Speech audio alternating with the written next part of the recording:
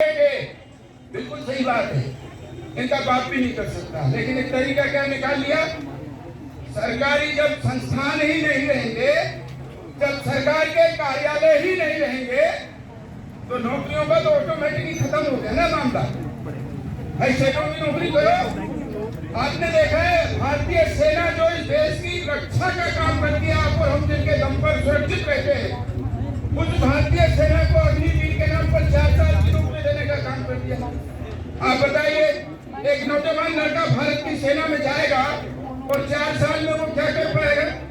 और जो 4 साल के लिए जा रहा है, कल को युद्ध हो गया तो वो अपनी जान क्यों गवाएगा भाई?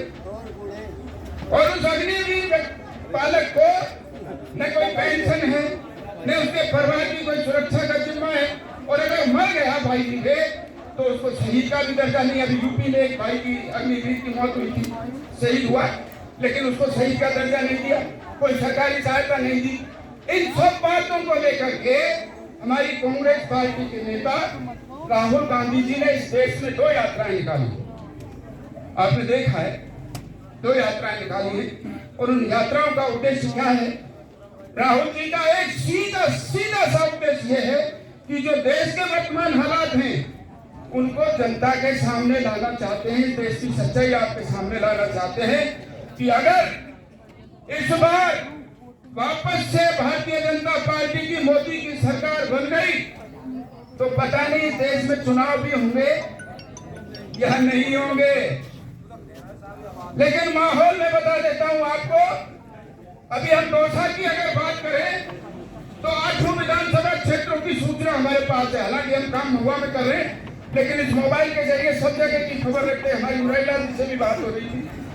भगवान की कृपा से माहौल 8 विधानसभा क्षेत्र में मुरारी लाल जी के पक्ष में है, कांग्रेस जीत रही है। और देश की स्थिति भी ये है, यूपी, बिहार, मध्य प्रदेश, दिल्ली, पंजाब, ये जो उत्तर भारत के प्रदेश हैं, इनमें मोदी के खिलाफ लोगों ने मन बना लिया है वोटिंग करने का। आप पक्का मान के चलिए, जो कांग्रेस का गठबंधन है, जिसका नाम दिया है इंडिया गठबंधन, वो आने वाले वक्त में चुनावों के बाद इंडिया गठबंधन की सरकार बनेगी।